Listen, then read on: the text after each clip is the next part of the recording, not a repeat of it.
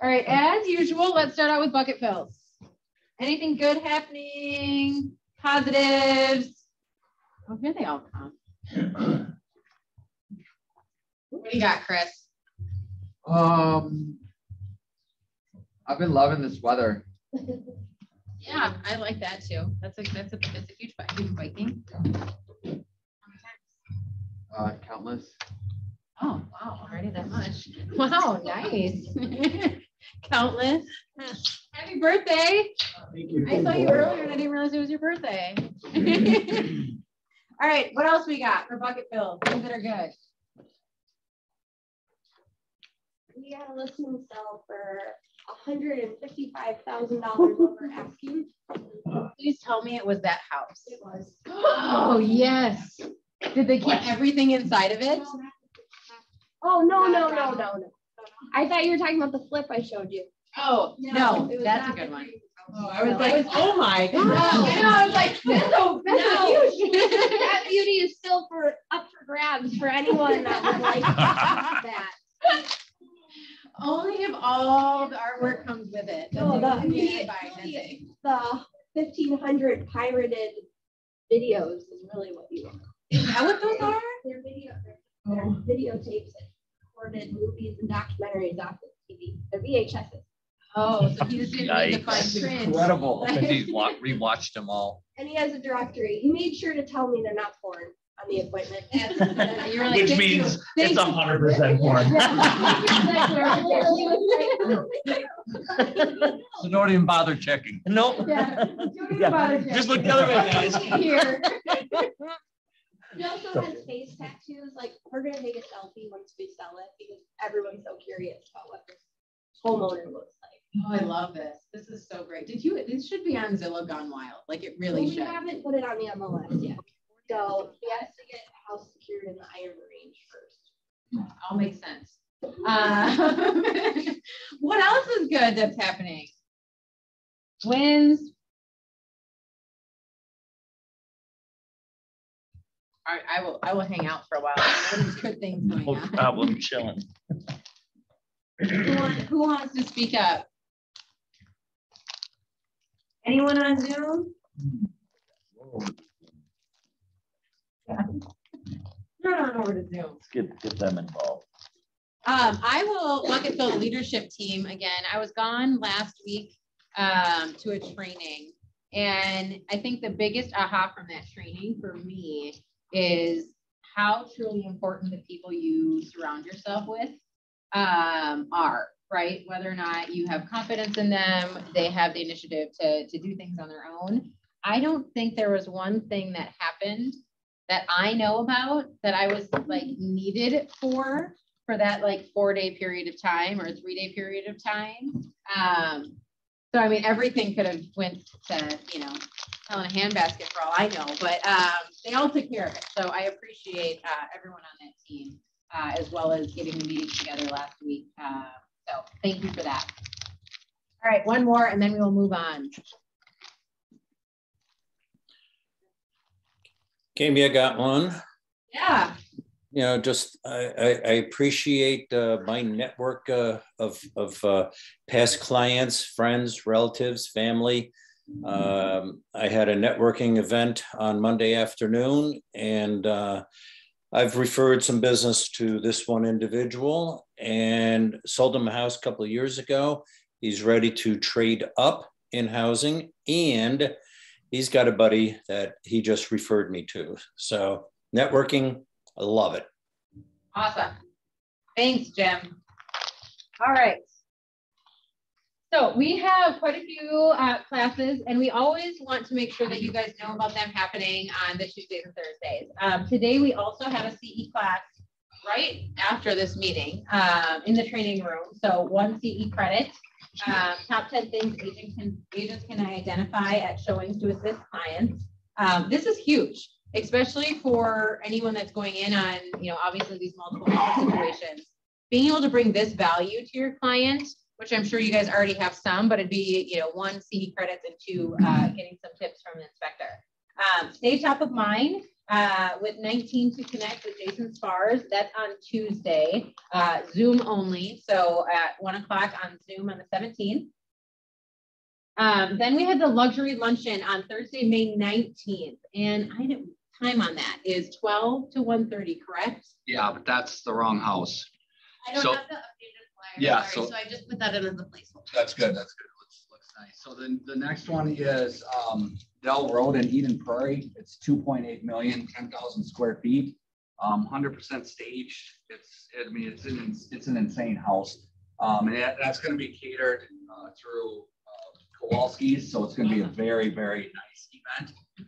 You know, we're going all out on it. And it won't even be available to show until the next day. So the agents that are getting in here, it is really cool, new, no one really knows about it yet, on the bluffs in Eden Prairie, gorgeous property. Awesome. And that's not 12 to 1:30. at what? 12 o'clock 1:30. until 1:30. Awesome. Yeah, and all the flyers will go out. Photos were yesterday, so all the flyers will go out today and tomorrow. Perfect. So, thank you. Thanks, Rick. Mega agent interview with Joe Carmack as well on Thursday, the 19th. And that's at 1 o'clock, 1 to 2, and that's in the Edina Market Center. All right, Red Day. So I just want to say thank you. This should have been a bucket fill as well, because we have a lot of people signed up for Red Day, but we always can use more. So there's project 1, project 2. It's going to be really, really nice out, like in the 90s or something like that, I think, like 88 or something. So the first project is from 9 to 12, and then the second is 1 to 4.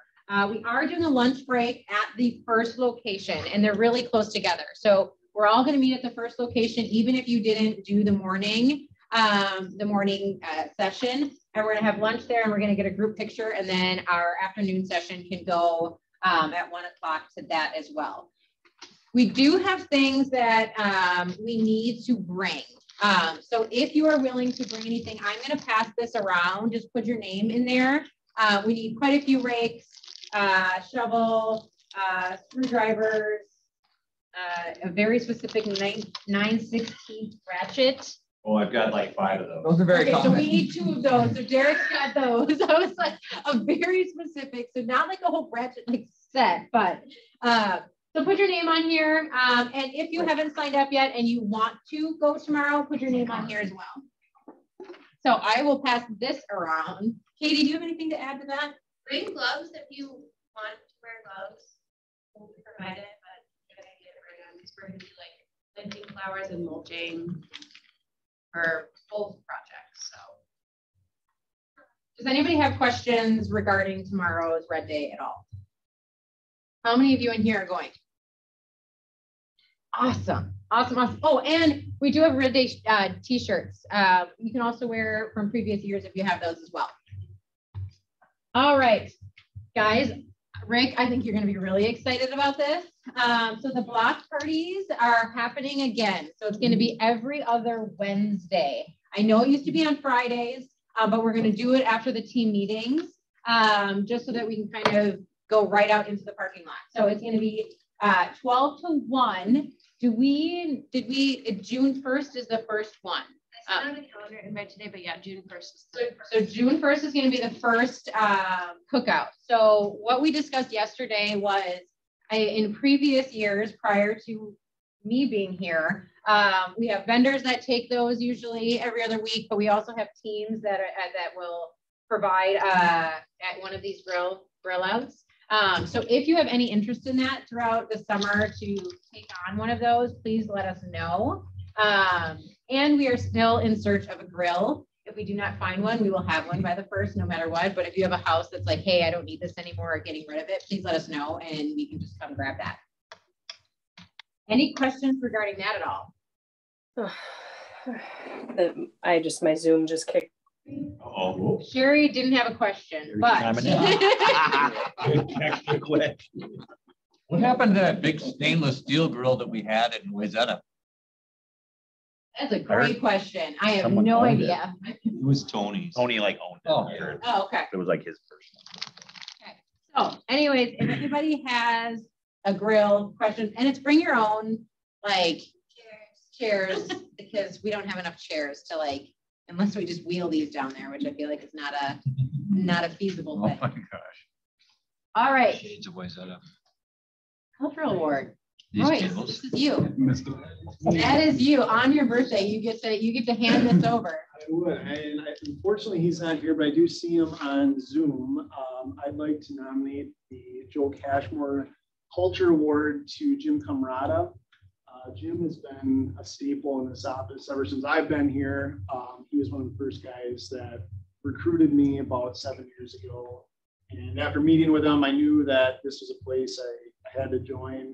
He exemplified everything a good leader does. He was formerly the team leader for the office, so he was in charge of recruitment. Can't say enough good things about Jim, really.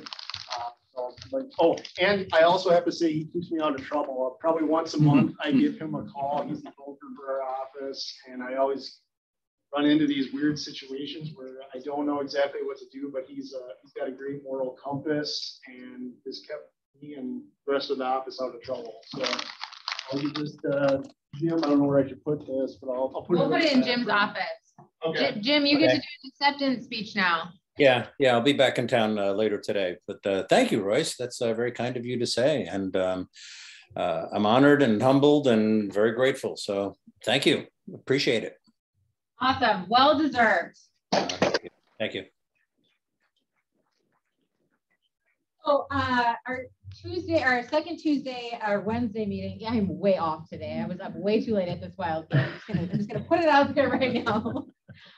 Is our numbers meeting. So congratulations to Danielle and Jacob for their first listing. And I know Jacob had other ones at previous brokerages, but it's his first listing here. So congratulations to you.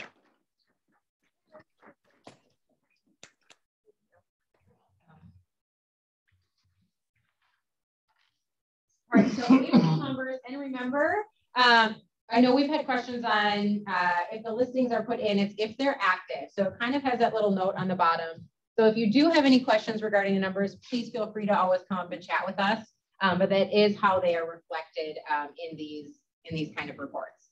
So, all right, so listings taken for top individuals we have, and remember we have to clap, otherwise I will go get the large clapper and potentially the cowbell. So we've got Colleen Schultz with 3. We've got Tam with 3. Kevin Campbell with 2.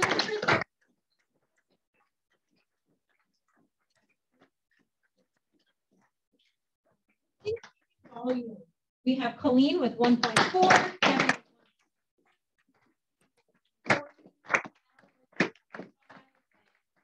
with 458.9. I want to pause on that for a second. Again, last month we had quite a few single agents taking listings, and this was not happening for quite a few months. So I would love to hear, and maybe not in this meeting, but what shifted and what changed for those solo agents taking listings? Because what we were seeing was 1 or 2, right? And then a large amount coming from the teams. So at any point in time, if anyone wants to share kind of what they've done differently to get those listings, Colleen and Tam and others, I would love to be able to just share those wins with everybody. So great job. All right, closed volume. We had Colleen Schultz with 2.9, just shy of 3. We have Tam with 1.4.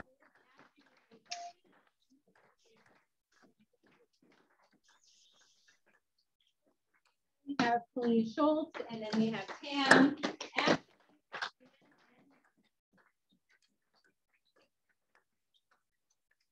All right, top team.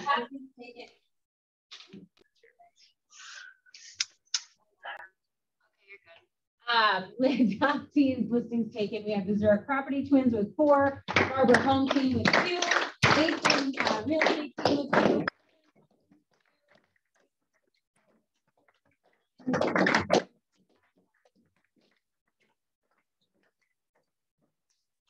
Listing taken volume. We have 2.3 with the Basin Real Estate Team.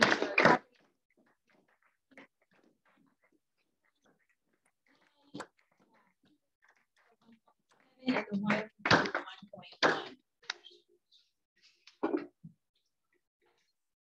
So closed volume, we have Zurich Property Twins with 5.9 and 7 Home Team.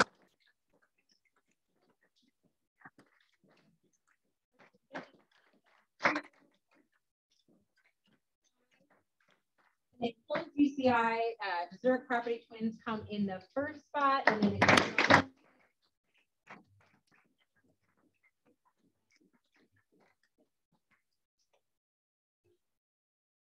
right, so top groups, listings taken. We have the Strempa team with 5, the Strobel group with 5.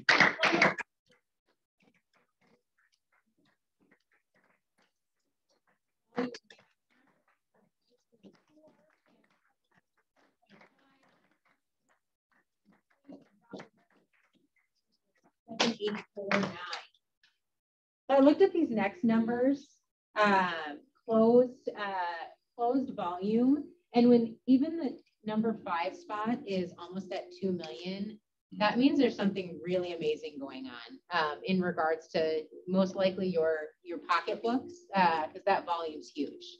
So in the number 1 spot, you got the Homers group with closed volume and with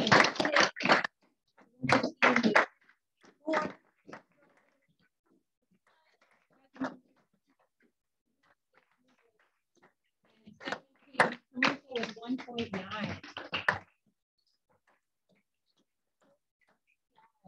In the 1 spot, you have Sorrento team, 2 with the Homer group.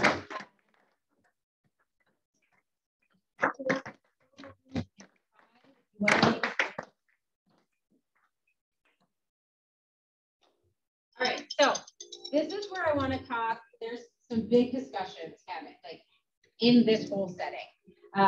This slide and the next slide. And I need you guys to talk about these numbers because, again, you're the ones that are out there selling. Coming from the training that we were just at and even on our national growth calls, we are talking a lot about these really great years that people are coming off of because they're making a ton of money. Their GCI is up and their volume is up. And the units are down. Like overall units are down, right? And as that shifts, and with any, I think we're kind of feeling it right now, even with the interest rates changing, as the market shifts and those price points might shift a little bit, we've got to be focused on that units number, no matter what you're doing and how successful you feel or are right now with the money coming in. The units are going to be the thing that's going to be the determining factor for where your business will be at the end of the year as well as next year. So when we're looking at, this is our office, the MLS, and the area. So closed units, we're down 14.4. MLS is down about 3%, and our area is just shy of 1%. Who's feeling that? This for the whole year. No, this is just a like month like overview. Who's feeling that? Okay, everybody's really busy. What's the thing that's contributing to units being down? Is it still inventory? Is it not getting your buyers in there? Why are we feeling that? I think buyer confidence is down. Okay. And that's really affecting buyers' movement. I mean, because units, there's inventory, at least in multifamily that I track a lot, is actually up right now. Yep. There are more duplexes on the market right now than there have been in the last 2 years. Which is interesting because there was a huge push for owner occupancy in duplexes. And so what shifted in that, right? And right now is the height of the spring market in any other year. So having units down is an interesting stat to look at. And anyone on Zoom can unmute themselves and pipe in as well. Right? Because I mean, most years, your April is pretty robust. Yeah, Kami, I just got an email from a young couple, first-time home buyers that I've been working with for the last couple of months. We've lost out on something like 4 different properties. They were just outbid. And he's very concerned about what's going on in the economy and in his employer's business.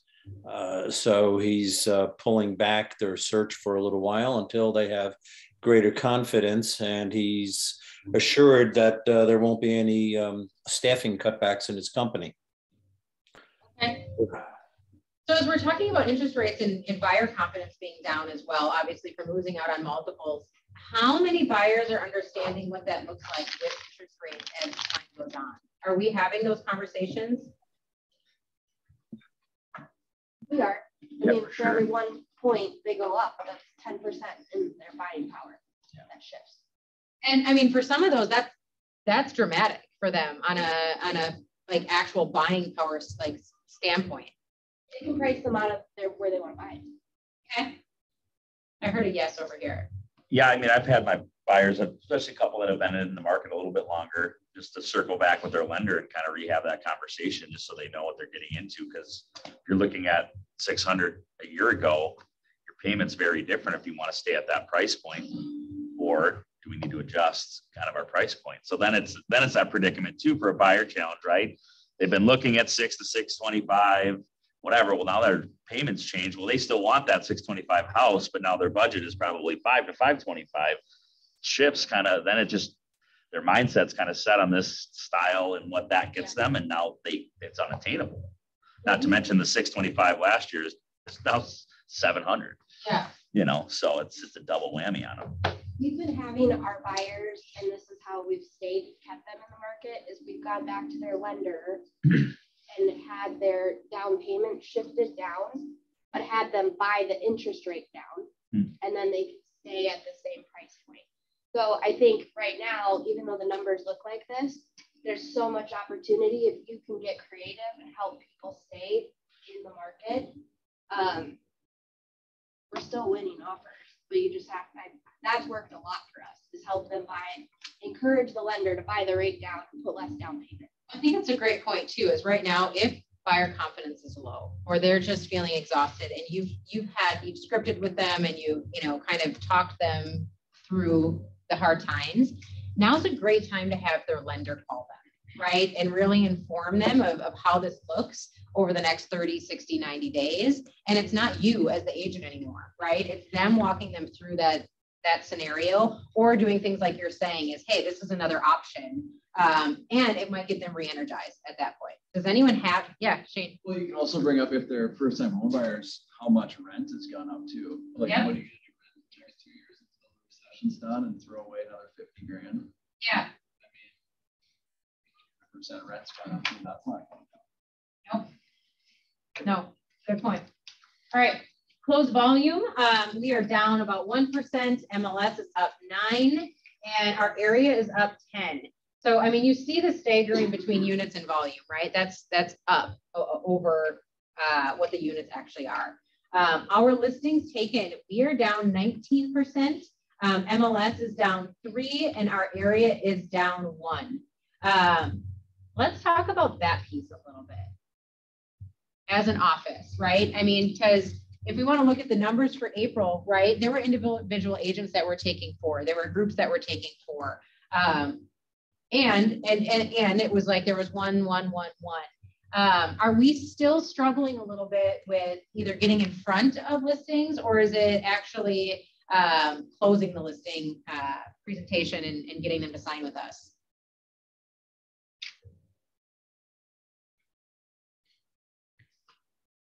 We're good. Probably Okay. both, but yeah. I think both. I've experienced both.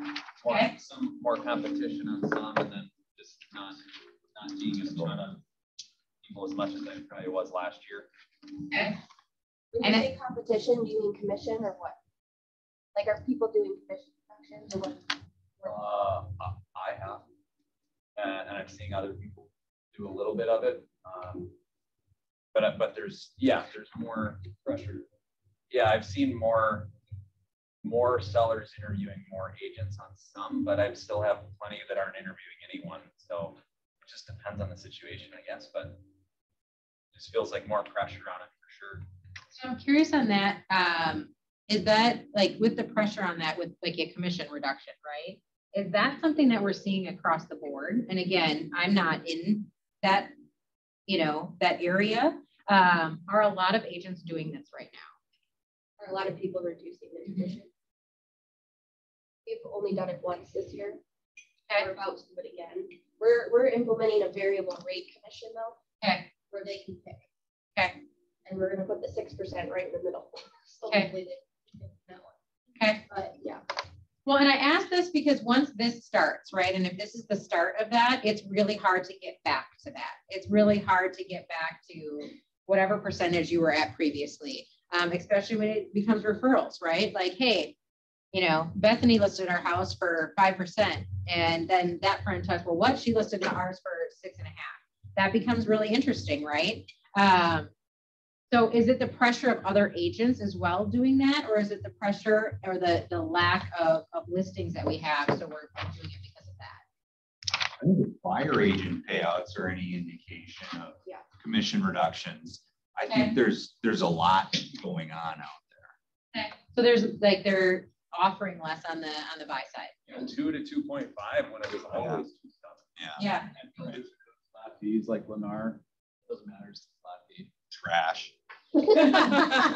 Yeah. It's recorded, Derek. Lennar else once. Yeah, I got paid 2% from MI Homes. Okay. Okay. Interesting. So I think this is an even a more interesting discussion in regards to units, because if we're talking about now commissions getting adjusted, and then if price points get adjusted and your units are down, what's going to happen? Ramen. Ramen, A lot baby. of ramen. I got chicken, beef, and I think another flavor. Of Chicken some all sort. day. Like, but I mean, honestly, right? Because it can happen, and it can happen over a time that you're not even going to realize it. So what are we doing to kind of protect that? Right. Don't change the commission rate. You know, I guess now I understand there's a lot of pressure, but now it's no different. It's no different than the other pressure that we've seen in the markets before, where the elite realtors, which is the people here in this office, that, you know, there's certain percentage of realtors are doing the majority of the business. They're yielding significantly higher prices on the sales of the houses. They're doing a better job with their buyers, and they're keeping the deals together. I mean, for an example, I just was looking with a buyer, and they're in the $400,000 to $500,000 price range in the northwest suburbs, right? Like everyone. And we started looking at houses that are still on the market, which is super important. Not just what's coming soon, but let's see the ones that are on there for 3 or 4 days. There were 5 that they selected, and out of the 5, 4 of them that were on for more than a week were open door.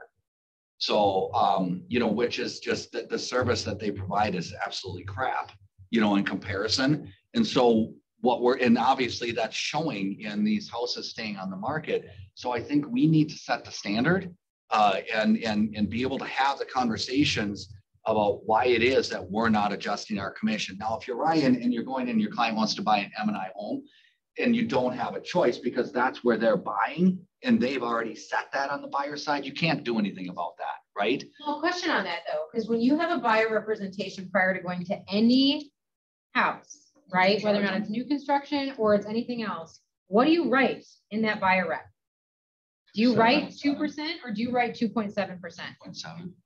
Okay, so I'm going to challenge you guys on this piece, right? Because I think that everyone in this room is well worth their commission. Except for Rick. In this market. But if you go into that, do you have the right script in place to talk to your buyer of what that looks like for that extra 0.7% and what your value has been up to that point? We don't ask for the money, but we ask for a referral. I explain it to them. They're not going to have to pay this, but just so you know, this is why your referrals are really important to me. Okay. Anyone else? Or do we just let it go and don't actually go with the contract that we had written? She had a house to sell and we went straight to MI. So I kind of just rolled with it. Okay. I'm just using this as a scenario, right? Because I think it happens a lot. You should probably make it known that, hey, just so you're aware, I'm getting paid less than my normal pay rate here. There's a way to get a referral out of it, or if you want to ask them for the money, I guess that's possible to do it that way. In my case, like I said, we would straight, I'd shown her one house, we went to MI, she picked one, and then I'm gonna sell her house, so I'm okay with it. Okay. I think the expectation has to be set though at the onset, like when they're signing it and they need to know, it needs to be very clear, like, hey, this says 2.7%. And like, just so you know, depending on a scenario, if it's a build or whatever, like me or my company, we will collect the 2.7 if you have to bring that extra. Cause I think it just, I mean, it's situational, but it feels a little backhanded if you're like 2.7 at your signing of the contract, and then you go sign with a builder and like, yeah, I'm actually going to tack this on now. So setting the expectation, which we should be going through anyways, right? With those buyer reps. For sure. It all is comes like, back what to does that. this mean? Because sometimes they'll ask about that. Do I pay that or not? I'm so glad you asked. And Jeff just said it's very different than, oh yeah, the sellers pay my commission when you don't pay anything as a buyer. If you just gloss over it like that, then you're going to have a problem when it comes to. Because the situations are happening right now. So I think that it's important to have that conversation right now. I mean, in previous years, it didn't happen as much unless there were foreclosures, right? And then that was a common 2.5, 2%, whatever. And at that point, you did have the conversation up front. So do you guys find value when you go into that talking about it right away so that you actually are not reducing your commission at some point? Rick? I think there's another piece here that's important too. I want you guys to consider, apart from new construction, right? So separate anything existing, when you're getting paid 2% or 2.3% or 2.5%, do we work harder on those? I would say absolutely yes, because the type of sellers who hire agents at a discounted rate and that agent then pays a discounted rate makes that transaction quite a bit more complicated and makes our job a lot more, we have a lot more responsibilities to make sure that things are going right on both sides, because we're so uncertain as to the integrity and the value of the agent on the listing side because they're paying a discounted rate. So that's just gonna happen. It's gonna be more complicated. And that's why when you're looking at houses and stuff, we're looking at who's got that house listed when you're writing that offer, because it makes an absolute world of difference in how much you're going to work and how easily it's going to go for your buyer. Well, and I think to that point, why is the rate discounted on the buy side? It's usually because they didn't know how to negotiate on their side for their own commission. So now they're discounting yours. I mean, is that another conversation that you have with that agent? I'm just curious, why are you paying out 2% when the normal standard is 2.7? We, 2 or 3 times this year, I've written in the agreement that the commission gets 2.7. Yeah, just change it. We just changed it. That's another great idea. Now, if you're in multiples with, and your buyer's offer otherwise is garbage, obviously that's not going to go over very well. But I mean, we do it all the time where we just write it in. I think that's great advice, especially considering that a lot of those discounted ones may not be the ones that are in multiples. Again, I am hoping, and I don't know if I can get in trouble for this or not. So I'm still going to say it. I'm hoping for the integrity of how I know you guys are as agents. If at any point in time we are discounting our commission and it is discounted on the MLS to the buy side, I would like to have a conversation on that piece because it is not that other agents issue or anything they have to deal with if we're discounting it on the buy side. And I feel very strongly about that. So at any point, I hope we are not doing that as a group. And I hope that we can hold the integrity not to do that moving forward. Are we all in agreement on that piece? That's actually supposed to go through the broker. That's why I'm saying that. So can I ask a question though? Yeah. Where do you write it in that you want the 2 point or the other section? The other section? Yeah. Well, sometimes the lender will need to be on a separate, addendum, right? Or no? I've always put it in the other section. You just have to be careful that you don't put 2.7 because then they're going to think you want 4.7. So you say that they're making up the difference from whatever the difference is. And it's, it's worded that, I forget how I write it, but basically just seller shall increase buyer broker payout to.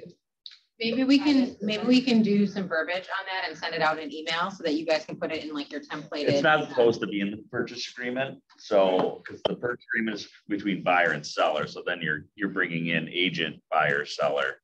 So, I mean, it's probably, you can do it. I mean, I'll yield to Jim, but it's probably unenforceable. So, I mean, if they honor it and you get to closing and they're paying out 2.7, you're probably fine. You know, like Amy said, lender might, but my learnings was that, I mean, it's not supposed to be in the, like, agent commissions aren't supposed to be in the first agreement. Always told me, he's like, hey, commission's not supposed to be Correct. in the first So agreement. then what, you do an addendum or what? Well, cause no, you have no control. What you'd have to do is you'd have to talk to the agent. They'd have to amend their listing It contract. should really be a non-addendum. It should just be a legal document that's between the agents and seller signs it. Or a note from their broker to you saying that they. Jim, are you still there? I am, I'm listening, and I will get some guidance in an email to everybody. A separate form for that. So it's not just like on a legal sheet or whatever, but like an actual form of like commission adjustment. I will get back to everybody with the proper procedures and the wording. Perfect. Awesome.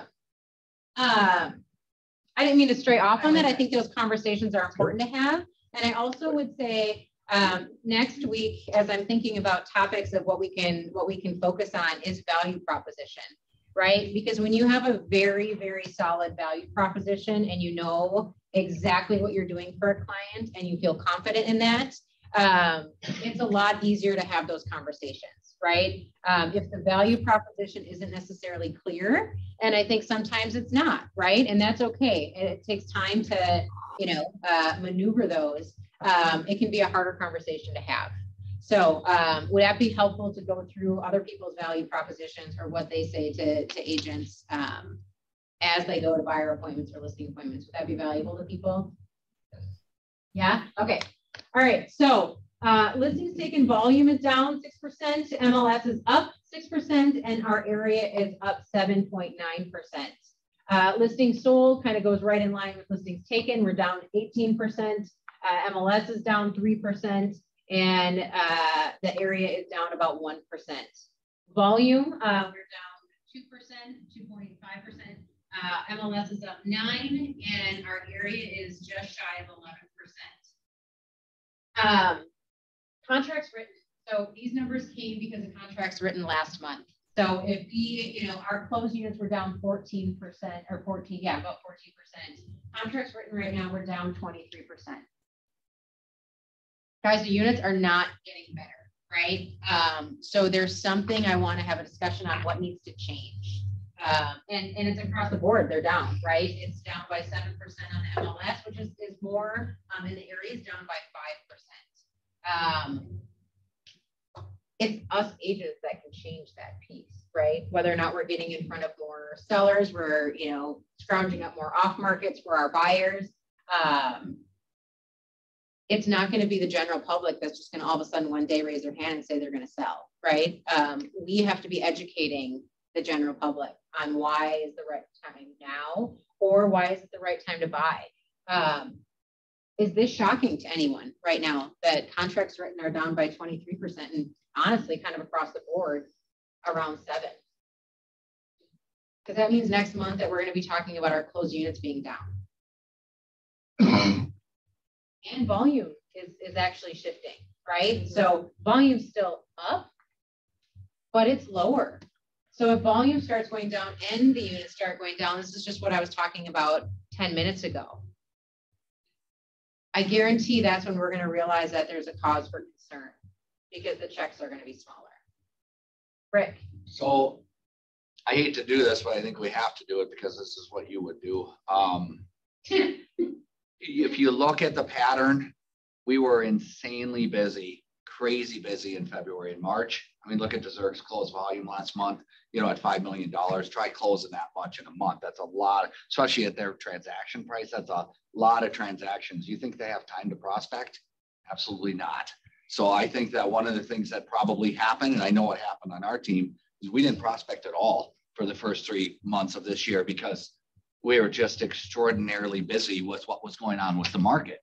And that's a fault. And I just think it's just common practice in this business. When you get too busy, you don't take the time to time block and prospect. We rely 90% on past clients and referrals. They're still coming in. Obviously, people are smart, not thinking that it's not the best time for them to buy right now and sell. So we're not getting as many, which means they have to prospect. So, and everyone has the resources to do it. You're taught from day one. It's just, I think if we're going to do anything in this market center, it should shift to, we need to be prospecting from scratch again, you know. Rick, I think that brings up a really good point for multiple reasons, right? So if we're all really busy, think about the things that you can take off your plate, because no one is going to prospect for you. However, the other items that you're doing, other people can do. You can hire talent. You can lean on other agents, right? But I know another agent isn't going to prospect for you, ever, unless you're hiring them as an ISA, right? So with that being said, I would highly recommend everyone thinking about that time frame when we were really busy and kind of running around like a chicken with their head cut off. What were you doing? What were you doing in a day? What was making you busy? Right? Showing 8 houses, writing 10 offers. I mean, okay, but that being looking said, through 14 offers. I mean, okay, so that being said, right? If you were really busy with that, what are the things that could have happened in that situation? And this is just being transparent of like, how can you help? Showing agent, right? There's a ton of new agents in here. I know that would show properties for a certain amount per hour or per house or whatever. And when you think about time, is it worth your time to pay that person and get 3 appointments set in an hour or 2 hours versus doing that, right? Because to that agent, that's money in pocket. To you, that's leverage, right? And vice versa. And in regards to writing offers, transaction coordinators, you know, I mean, any of those types of companies, right? And I'm going to press on that a little bit. How many times does a purchase agreement change? It's usually the address, the price point, and most terms are all the same. So I love all of you, right? But I'm going to guarantee if it takes you an hour to do a purchase agreement, we need to work on that, right? I want to work on efficiencies because I want to see these numbers go up so that there's more money in your pocket. And when things shift, we aren't having really hard conversations at that moment because you don't have the funds to live the life that you want. Is that fair? I think the other thing, Kami, we're not lead generating like we should be, like Rick just said, for the exact same reason, and it's an excuse. The other piece is just looking at these numbers. Are we communicating this to our clients? Because I mean, the numbers tell a story. Yep. So in being able to share, because I don't know off the top of my head, but I'm sure the contracts written was much higher for the MLS months prior. So things they're slow. Mm-hmm. I think it's shifting. I feel it. And so communicating the right information to our sellers, especially people that have been on the fence, and sharing the narrative so they get off the fence. I think that's huge, right? And we go back to that all the time of inventory is low. We lost out on 20 offers, right? If we were communicating a different story, everything on social media and regular media is a story. Who is controlling the data in the story? We are, yet we're not putting the right story out there all the time because there's a fear of someone's going to question it, right? Because they're hearing something from over here from XYZ Realty. Well, these are the numbers. Use your own numbers if you want to. You know, hey, we actually just, I'm seeing people say, hey, we got, you know, in multiples, got a house accepted 20,000 under list price. That's a better story to hear than, oh my gosh, we just lost out on 20 this week, right? Because at that point, people are like, I don't want anything to do with that. So tell your story. And that being said, all of the team leaders in the Butler Group on the 19th of May, however, I'm going to come to your thing, the luxury, we're doing a whole day of lead gen, an entire day, 9 to 4, and they're all going to be here. So if anybody wants to participate in that as an agent, even if it's for a few hours, we're going to have breakfast. We're going to have some lunch for everybody. I need to know who's going to be here because that's provided for the team leaders right now because that's the only people that have raised their hand. But if you want in on that day, it would be really fun. And it'd be really fun to be able to share how many appointments you set, who you talked to, and some success stories that day. So feel free to let me know if you're in on that. Shoot me an email and say, hey, I'd like to participate on the 19th. So it's 9 to 4 at this market center. Anyone interested in that? I want to go to all these. I'm gonna challenge that right now. We just said that nobody's lead genning, and I get really passionate, and sometimes it's me being an a-hole, or people perceive it as that. We just said that nobody's lead genning, and I just said, hey, I'm gonna lead gen with a whole day with you. And I had maybe 2 people. One raised their hand, one was halfway, and we've got these numbers. Our whole team will be there. Bethany's whole team will be there. Who else? Even 2 hours. I'm saying even an hour. Lead gen. Come on, Derek. 19. Come on, Derek. Derek will be lead gen down in Miami. Well, I was just gonna say, you know, we're happy to provide a free, really nicely catered lunch for everybody who's doing that in Eden Prairie. So just take a break, come to the event, and come back. Yeah, lead gen in the morning, and let's go and see the luxury tour in the afternoon. Come back and lead gen with the other agents there. Yeah. You know, yesterday I was on the dialer for quite a while, and I felt like I was really hammering lead gen, like really. And at like 1:30, I looked on my dialer stats. My total time was like 1 hour and 20 minutes, and I was like very offended by that. I am very offended by these numbers. Because I felt like I was really working hard. Yeah. You know, Derek, it was like, because I think that's what we do, right? Like we're really busy in our minds, or we feel efficient. And I'm not sure anyone has really figured out complete efficiency, right? And if they do, it's for an hour at a time or a half hour at a time. It's something that you have to continually work on. I know it's because I was floating in and out of like pause, unpause, pause, unpause, and like doing other things, digging into other little projects, looking at houses for people. And, you know, I mean, come on, that sucks. Yeah. Interesting. Interesting. Yeah. Thanks. Thanks for sharing. That's really funny you brought that up there, because when I was on my bike ride this morning, I was going over, because I try to like schedule at least like an hour of lead gen each day. And on yesterday, it took me 4 hours to do 1 hour of lead gen. Yeah. I mean, we're all there. It feels really funky in here right now. Like, and I'm not sure the feeling, right? Derek's nervous and afraid that I'm gonna like fling the table right now. But it comes from a place of like, I want to see you guys succeed, and I want to see you grow. And I can't want that more than anyone in this room for themselves, right? And I want to provide the things that you need, but I need you guys to show up for that then. And I need you also to be vulnerable and transparent and say, I need help in this place.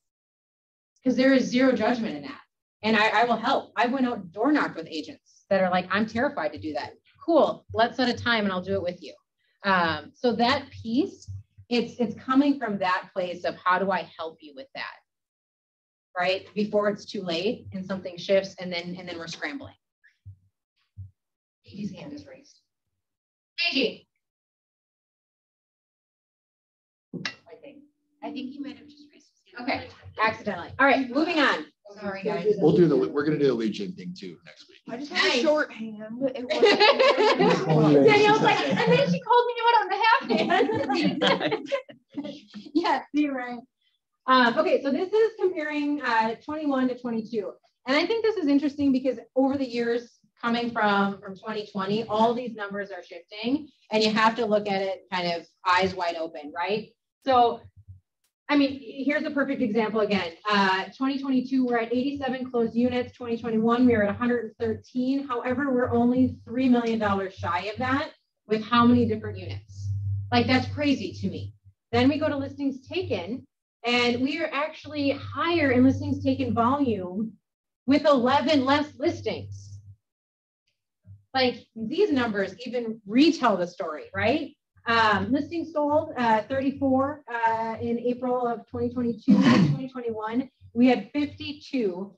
And that's also a shocking number because we were at 17 million and, 21, we're at 23 and we had almost 20 less listings. Contracts written, we're at 109, 2021, we were at 117. And our volume here, year over year, is actually higher. So we're at almost 53 million, and last year we were at 46 million. Yeah. So looking at these numbers, which market is not affected by the interest rate as much as other markets? Right? We're gonna show 3 properties tomorrow and Friday. And Chanhassen at $1.3 million sold in a day. Victoria at 900 sold in a day. We've got 1 at $1.1 million to sell or to show out of the 3 that just came on the market this last weekend. So we have to pay attention. And when you are prospecting and when you are moving in a different direction, move into the higher price point during this market because it's not affected nearly as much. And most of you were not on the luxury panel discussion last week, but the thing that every single luxury agent on there said is that it is no different than prospecting for any other price point. Whatever you believe is the difference, it's in your head, right? They're a human being looking for a service for you to sell their property. And all you have to know is the numbers. And if you don't know the numbers, find someone that knows the numbers in that price point, right? And if you didn't see that, it's worth a watch because there's some really great nuggets from the 3 agents that were on that panel. They told some really great stories on how they got into it. And one of the agents has only been in the business like 2 years. Yeah. And the other agent, her like average price point is 1.3. Right? Like that would be nice. If you're doing, however many units and your average is 1.3. So take a look at that. I know it's on our YouTube channel. And here, like coming back to this too, closed GCI, we're down this year compared to last year, right? And closed GCI, that's money in your pocket at that point in time. So it's starting, you're going to start seeing that. It's not just a number up on the board anymore. You're going to start seeing that on your commissions that are coming in. I'm really excited about this number. I know it doesn't look awesome on here, but the last 2 months we've had 0 profit share because we had 0 profit. And that has shifted. So yes, it's $330 compared to $22,000 last year. But that's huge, you guys. Like it's really, really huge for this market center. So not having a 0 up there is meaning that, that time frame of 18 months is happening faster than what we had thought it was going to. And it's allowing profit share to go back into your guys' pocket. So in all of the heavy things we talked about, that's really huge for everybody here. And you guys are doing a really awesome job and working really hard. And I know that. And I just want to keep you guys growing in whatever way I can. All right, we are going to move on to wants and needs. Oh, no, we're doing the spin the wheel. Totally forgot about that. Sorry. All right. Can I say something really quick? This is Christina. Hi. Okay, we ran into an appraisal issue a couple weeks ago with listing in Plymouth. And I'm sharing this because my lender told me this and I hope it can help somebody else. But we wrote the appraisal gap into the purchase agreement and the appraisal came in at the gap difference. So our purchase price was $440. On the purchase agreement, we said the buyer would cover up to $15,000 and it came in at $425. And our lender said that was the 4th one that week he had seen come in at the appraisal gap difference and that we should start putting it on a separate amendment. I talked to him this week and they had 3 more that happened too. So he called me literally just to tell me that. So if that can help somebody else, I hope it does. That's really helpful. Thank you for sharing that. And that's an interesting, and I guess I'm not shocked that over time that was going to happen. So yeah, probably put that on a separate addendum that you do not send for the lender. Thank you. All right, if you see your name up here, come on up and we're going to spin the wheel. And whatever number you have is how many spins you have. on. If anyone thinks there's a mistake or anything, just let me know. No way, that's $330 now. Yes, and if your name is not up there and should be up there, come up and tell us how many. Yeah. All right, Derek. Derek. We got this one. Woo! Oh. Derek. I should have It almost landed on 20, but it landed on $1. That won't even get you a sign of block today, Derek. Yeah. Buddy, tip for the burrito. Oh, Chipotle sounds good. I know what the bonus spin is. And this is gonna be one where if you attended a training in person. Is it in April? In April. Yep, then come on up for a spin. Oh, yeah. All right.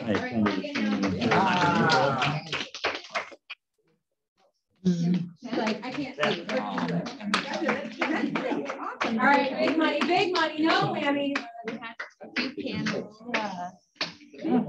That's your lunch today. Let's go.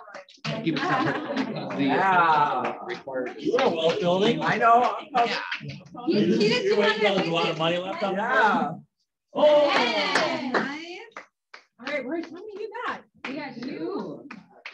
I'm the only one clapping. Oh. Rob. I'm offended. I'm offended. Oh, here he goes. You gotta think before Jacob. He always takes home his money. Yeah. Between him and yeah, maybe if I do this and it just keeps it going. Like another one? Oh no. You got another 20? No. One. Okay. I don't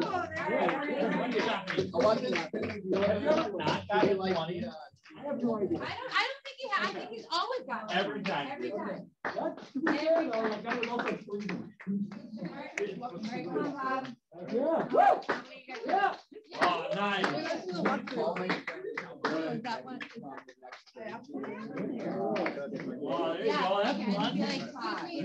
fun.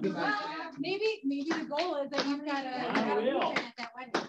Oh, my usual $1. My usual one. Slowly but surely chipping away. Eventually buying a lunch, maybe. Come on. We got to spend this $30 somehow. What did you say? This is the first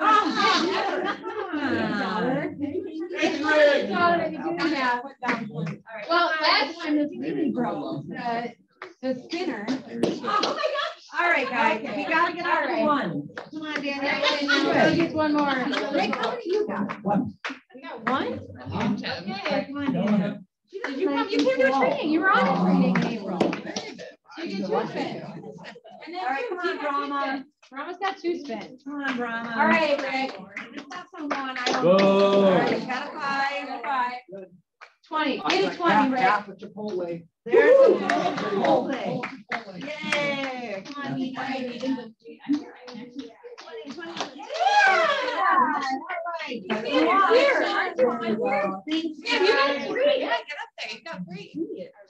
Just in the nick of time. Hi. Hey. All right, Sam. When I walked in. Right? What'd she get? Oh, she got a 5. 5. All right. If she gets 2 20s, we're going out to lunch. 1. Okay, we got 6. Yeah. 16. All right. For anyone that's still here, let's do wants and needs as well if we have any. And also send them to Lydia. And send them to Lydia via email. Tina. I have a listing. Coming soon on Monday.